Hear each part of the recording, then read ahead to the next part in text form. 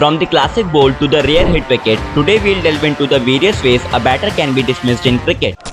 Bowled him right through his defence. The most common mode of dismissal in cricket is being bowled. According to MCC Cricket Law 32, a batter is adjudged out if the delivery bowled by the bowler hits the stumps behind him and at least one bail is dislodged permanently off the wickets, even if it first touches the striker's bat or body. The batter will not be out unless one of the bails falls, even if the ball hits the wicket. This method accounted for 21.4% of all test match dismissals. Unbelievable. One of the classic ways to be dismissed as per Law 33, caught happens when the batter hits the ball with his bat or gloves holding the bat and a fielder or wicketkeeper catches it before it touches the ground. There are three ways a batter could be dismissed caught out: caught behind by wicketkeeper, caught and bowled by the bowler, or caught by fielder. Between 1877 and 2012, this method accounted for 56.9% of all test match dismissals, with 40.6% caught by fielders and 16.3% caught by the wicketkeeper. It could be a sensational diving catch or a simple one. The ball must be held in the hand or hands of a fielder even if the hand holding the ball is touching the ground. The batter will be out even if the ball has first touched the wicket, an umpire, another fielder, or the other batter. It is not a fair catch if the ball has touched the protective helmet worn by a fielder, but a rebound of the protective pads worn by fielders at short leg silly point can lead to a dismissal. As per law number 19, the batter will be not out if the ball is in the hands of a fielder and some part of his body is in contact with the boundary or the ground beyond the boundary, which will result in 6 runs too. Runs completed by the batters before the completion of the catch shall not be scored. Out again.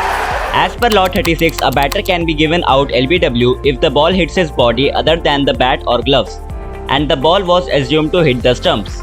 The umpire's decision plays the most important role here. Between 1877 and 2012, this method accounted for 14.3% of all test match dismissals. There are many complex rules that umpires need to keep in mind before making any decision, which I have already discussed in this video. And if you also want to understand some complicated rules like LBW, DRS and umpire's call, watch this video. Sides running through, it could be run out. Law 38. If the bails are dislodged either by a fielder or wicketkeeper's throw while either of the batters fails to make his ground while running between the wickets, the batter is regarded run out even though no ball has been caught. The batter must have something behind the popping crease to be safe. On the line is considered as out. The batter who is closer to the end where the ball hits the stumps is the one who gets out. If both batters are stuck inside the crease at the same end, the one who crossed the crease last will be run out. Between 1877 and 2012, this method accounted for 3.5% of all test match dismissals. After ICC introduced a new rule in 2017, a batter cannot be adjudged run out if his bat bounces after being grounded behind the crease. If a batter plays a straight drive that breaks the non-striker's stumps while outside their crease, they are not out. But if the bowler touches the ball at all before it breaks the stumps at the non-striker's end, then it is a run out even if the bowler never has any control of the ball. According to Law 29, if the bails have already been removed from the stumps, the fielder can only run out the batter if they pull the stump out of the ground. The fielder must ensure that the ball and stump are in contact with each other while removing the stump. If either batter is dismissed run out, the run in progress shall not be scored, but any runs completed by the batters shall stand. A batter can get run out on both wide and no ball deliveries. A special form of run out is when the batter at the non-striker's end attempts to gain an advantage by leaving the crease before the ball has been bowled. The bowler may then dislodge the bails at their end without completing the run-up and dismiss the batter. This form of run out is called the mankad in reference to Vinu Mankad, the first bowler to dismiss a batter in this manner in a test match, running out Bill Brown of Australia in 1947. A bowler cannot mankad a batter once they reach the point in their delivery where they would normally release the ball. Some experts feel it goes against the spirit of cricket, but as per the new ICC rule change, the controversial mankad law is no longer under the unfair play section but under the normal run out section. And he's pulled off a freak stumping. Law 39. If the batter steps out or goes too far forward to play the ball, leaving no part of his bat or body behind the popping crease, and the wicketkeeper dislodges the bails from any part of his body, he is stumped out. Between 1877 and 2012, this method accounted for 2% of all test match dismissals. A stumping is most likely to be effected of slow bowling or medium-paced bowling when the wicketkeeper is standing directly behind the stumps. As wicketkeepers stand several yards back from the stumps to fast bowlers, stumpings are hardly affected of fast bowlers.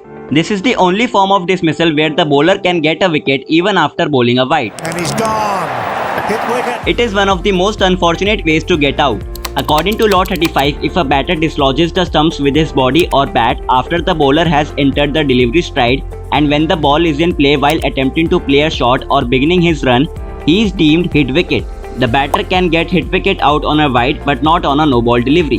This law also applies if part of the batter's equipment is dislodged and hits the stumps. This law does not apply if the batter breaks the wicket to avoid a run out. This is such a selfless act. Under Law 25, a batter is considered retired out if he chooses to leave the field for any reason apart from injury and fails to resume the innings. Do not confuse retired out with retired hurt. A batter can retire hurt and return later after a wicket falls, but if the batter is retired out, he can resume his innings only with consent from the opposition skipper.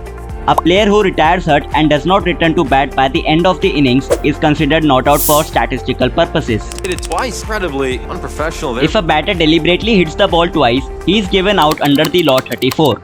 The batter can stop the ball from hitting the stumps with his body and bat but cannot hit the ball twice either by his body or bat for other purposes. This law will apply whether no ball is called or not. The bowler does not get credit for the wicket. He's then obstructing the field there. If a batter consciously obstructs or distracts the fielding side by his words or actions, he may be given out under Law 37 of obstructing the field.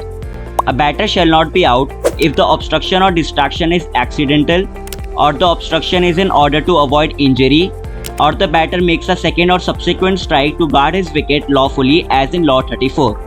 A batter could be given out if either he is knowingly running in such a way that it prevents a run out, or willful obstruction or distraction by either batter prevents the striker from being caught out. Handling the ball was formerly one of the methods of dismissing a batter but was integrated into the law on obstructing the field when the laws of cricket were rewritten in 2017. It dictated that the batter could be given out if they intentionally touched the ball with a hand that was not holding the bat for any purpose other than to prevent themselves from being injured or without the consent of the opposition to return the ball to a fielder. In most cases, this occurred when a batter thought that the ball was going to hit their wicket and knocked it away from the stumps with their free hand. The batter can be out obstructing the field even on a wide or no ball.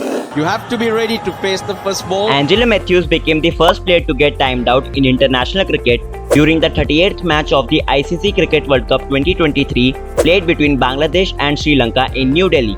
Timed out is one of the rarest modes of dismissal in cricket.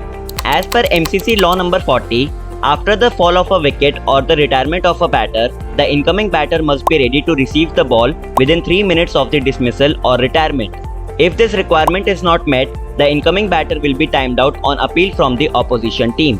If a not out batter is not ready after a break in play, they can also be given timed out on appeal. However, the bowler does not get credit for the wicket. The time limit is 3 minutes for ODI and Test cricket and 90 seconds for T20Is. Though the playing conditions in this World Cup give the incoming batter just 2 minutes. Click here if you want to understand some more complicated laws like LBW, DRS and umpire's call in simplified manner.